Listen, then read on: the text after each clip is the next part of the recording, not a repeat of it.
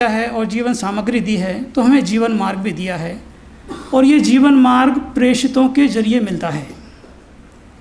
ये जो जीवन मार्ग है, जिस कुरान की हम बात कर रहे हैं, या इस कुरान से पहले भी जो ईश ग्रंथ या ईश वाणी आई है, उसका जो संदेश और निर्देश और आदेश आया है, वो हमेशा प्रेषितों के जरिए ही आया है। ईश्वर इस ज़मीन पर अवतरित नहीं होता।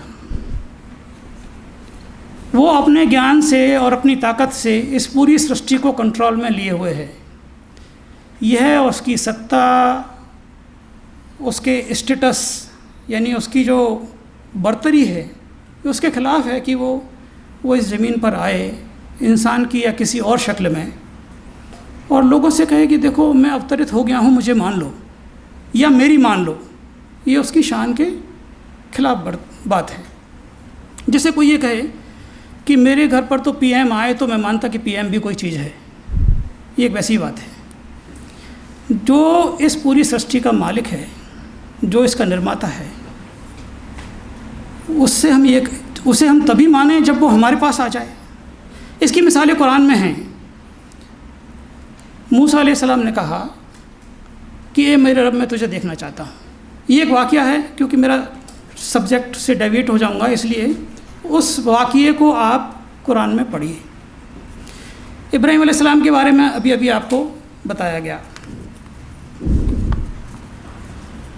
तो जो भी जीवन मार्ग हमें मिलता है, वो प्रेषितों के जरिए मिलता है। ये प्रेषित कौन होते हैं, ये जानना ज़रूरी है। इंसानों में से ही किसी इंसान को हमारा निर्माता प्रेषित चुनता है।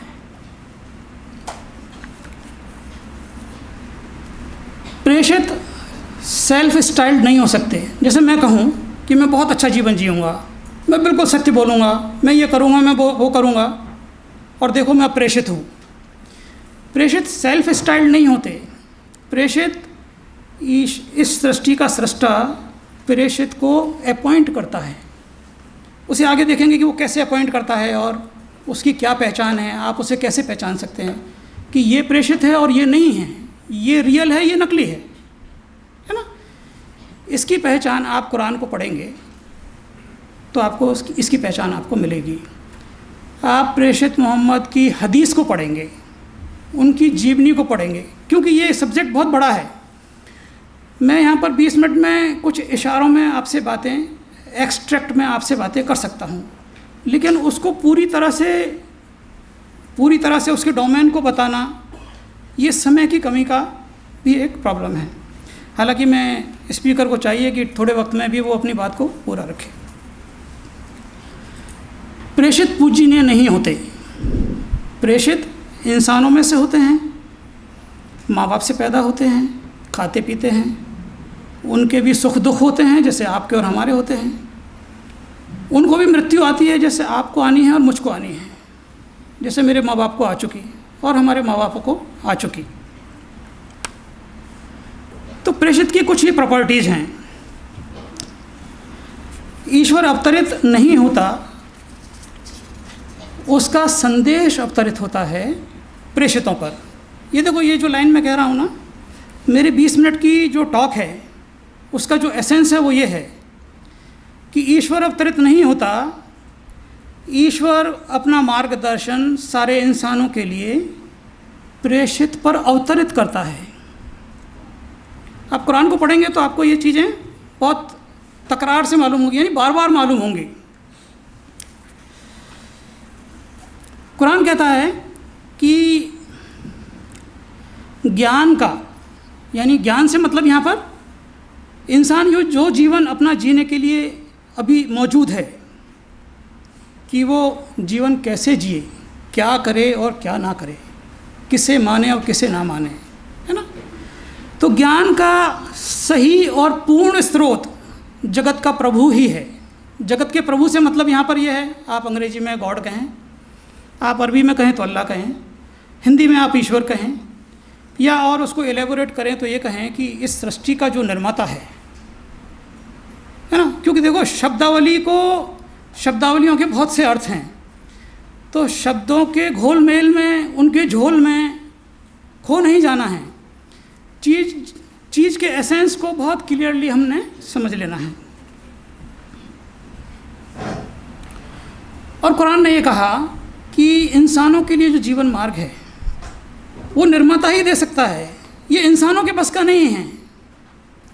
उसकी दो वजहें और भी वजहें हैं, दो वजहें कुरान ने बयान की हैं। वो ये है कि इंसान बायस्ड होता है। हम इतने लोग हैं यहाँ पर, हम अपनी ज़िंदगी में देख लें कि हम कितने ट्रांसपेरेंट रहते हैं। हर इंसान जो बैठा है या हर इंसान जो इस ज़मीन पर जी रहा है, अभी 780 करोड़ लोग ज़मीन पर हैं, 140 करोड़ लोग भारत की ज़मीन पर हैं। हर इंसान समझता है कि वो सबसे अच्छा है ना।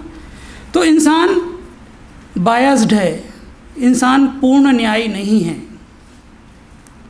और इंसान वर्तमान का, भूत का और भविष्य का ज्ञाता नहीं है। और हमारी ज़िंदगी, हम जो जीवन जीते हैं, हम जो कुछ करते हैं, ये हमारे भूतकाल की चीज़ों से, आज के वर्तमान में होने वाली चीज़ों से और आगे होने वाली चीज़ों से, इन सब से कनेक्टेड है। ये आज़ाद नहीं है। तो इंसान जो है भूत को, भविष्य को नहीं जानता। प्रेषितों की और क्या पहचाने हैं? प्रेषित हमेशा सत्य वचन और सत्य आचरण करते हैं। पैगंबर मोहम्मद को लोग अमीन और सादिक कहते थे। जो लोग विरोध करते थे वो भी कहते थे कि नहीं, ये अमानतदार आदमी है और ये सच्चा आदमी है। उनके वक्त के किसी भी आदमी की ऐसी गवाही नहीं है, एक आदमी की गवाही भी नहीं है कि प्रॉफेट मोहम्मद झूठे हैं और अमानत में खयानत करने वाले हैं। और कुरान की इस पर गवाही है। प्रेषितों का जीवन पवित्र होता है। आप जीवनी पढ़ के देखेंगे मोहम्मद साहब की, तो आप उसमें एक पवित्र जीवन पाएंगे। इनकी ज़िंदगियां गुनाहों से पाक होती हैं। ये लाखों लोगों की गवाहियाँ उस वक्त की आप आज के लिटरेचर में पढ़ सकते हैं। इन प्रेषितों की पहले से आए हुए ग्रंथों में भविष्यवाणी होती है। ये भविष्यवाणी तौरात में आपको मिलेगी, जिसे यहूदी लोग मानते हैं। इंजील में मिलेगी, यानी कि बाइबल में मिलेगी, जिसे हमारे ईसाई भाई मानते हैं। और वेद और पुराण में आपको इसकी भविष्यवाणियाँ मिलेंगी। ये एक रिसर्च का बड़ा टॉपिक है, आप इस पर रिसर्च कर सकते हैं, और लोग रिसर्च कर रहे हैं और कर चुके हैं। फिर यह है कि प्रेषितों को ईश ग्रंथ दिए जाते हैं। जैसे प्रेषित मोहम्मद को कुरान दिया गया, ईसा मसीह को बाइबल दी गई, मूसा अलैहिस्सलाम को तौरात दी गई, दाऊद अलैहिस्सलाम को जबूर दी गई। कुरान ने 4 ग्रंथों का जिक्र किया है और कहा कि प्रेषित मोहम्मद ने कहा कि इस ज़मीन पर पहले प्रेषित से और मैं आखिरी प्रेषित हूँ, मुझ तक 1,20,000 1,24,000 ऐसी 2 डाटा आते हैं। इतने प्रेषितों को हर कौम में भेजा गया। जब ईश्वर ने ज़िंदगी दी है, जीवन सामग्री दी है, तो जीवन मार्ग भी देगा और हर इंसान को देगा, है ना। तो पिछले ग्रंथों में उनकी भविष्यवाणी मिलती है।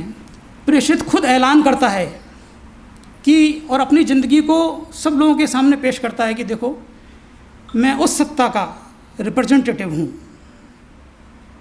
मैं उसका बंदा हूँ, मैं उसकी भक्ति करता हूँ।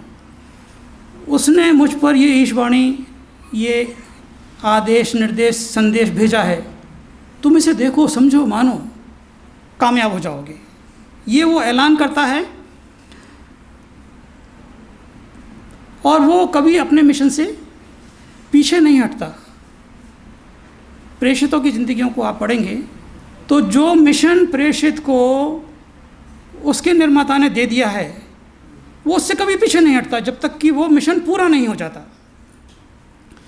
फिर कहा गया कि, कुरान में कहा कि प्रेषित खुशखबरी देने वाले होते हैं और चेतावनी देने वाले होते हैं।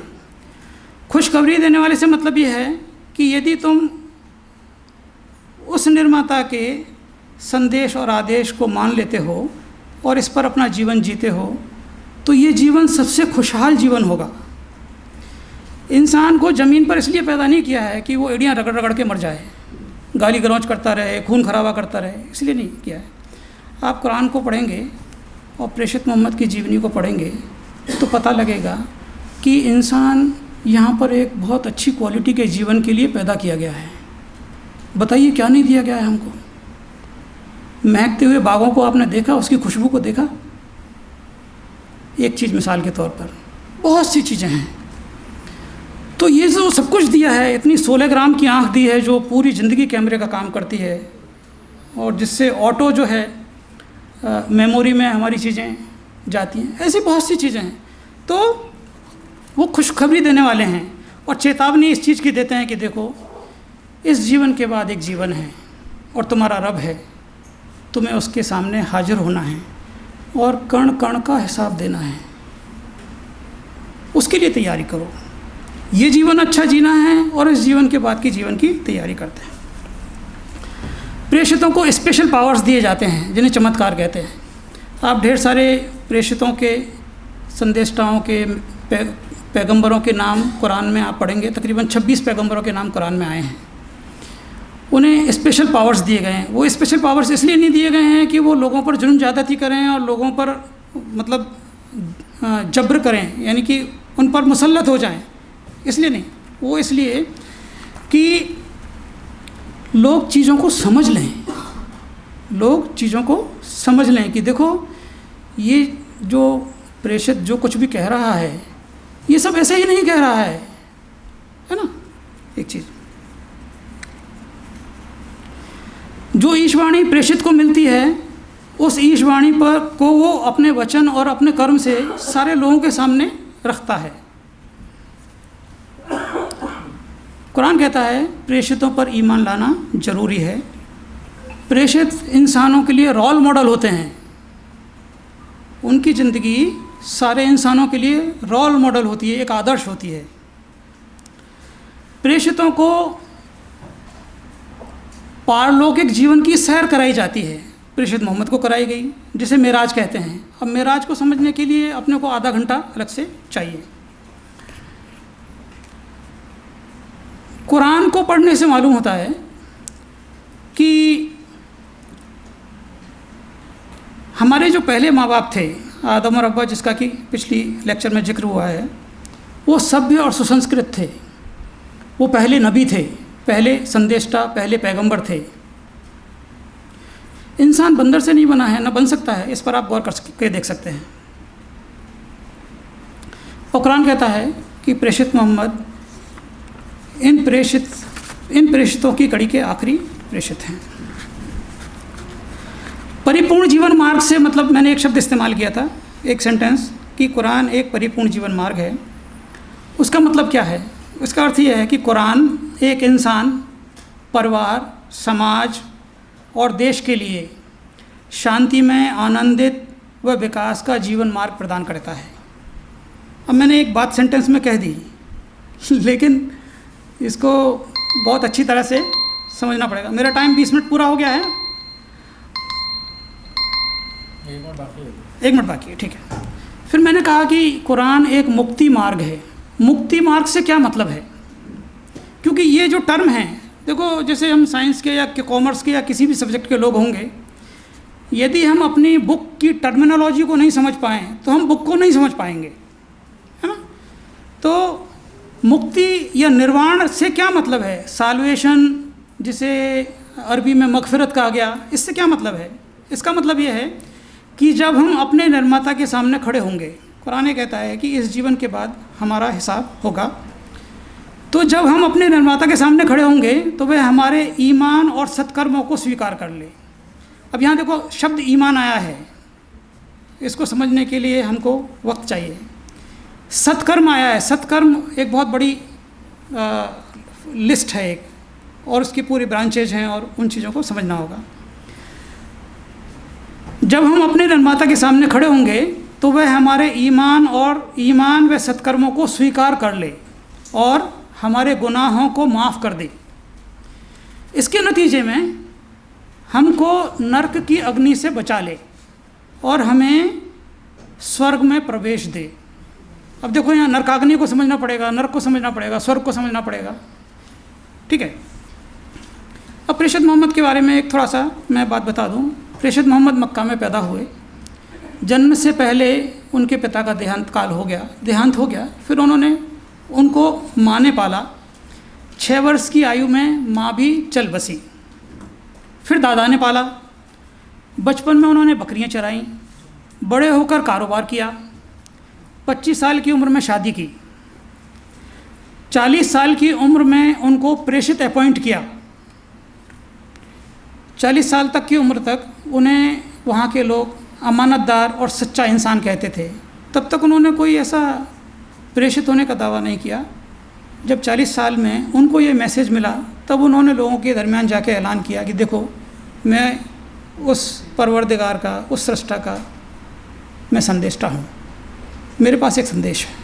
और उस संदेश को अपने वचन और कर्म से सब लोगों तक उन्होंने पहुँचाया। उन्होंने लोगों को भला चाहा, गलत बंधनों से आज़ाद कराया, गलत और सही आराध्यों का फ़र्क बताया। गलत और सही आराध्यों का फ़र्क बताया। ये बहुत इम्पोर्टेंट पॉइंट है। बताया कि दुनिया की इस ज़िंदगी की सारी व्यवस्था पारलौकिक जीवन की जवाबदेही के एहसास पर स्थापित करो। जो कुरान का मकसद है, सारे इंसानों से जो कुरान चाहता है वो ये है। हर प्रेषित को सताया गया। अंततः प्रेषित और उसके मानने वाले ही गालिब हुए। ये कुरान का स्टेटमेंट है। इसको आप कुरान में पढ़ सकते हैं। मेरे पास टाइम कम होने की वजह से मैंने चीज़ें कही हैं, इनके रेफरेंसेज और कुरान में ये कहाँ पर अवेलेबल हैं और जो आयतें हैं वो मैं आपको नहीं बता सका। मेरा टाइम पूरा होता है। अब 10 मिनट का सवाल जवाब है। अब इस सिलसिले में सवाल जवाब में वो चीज़ें कंक्लूड होंगी।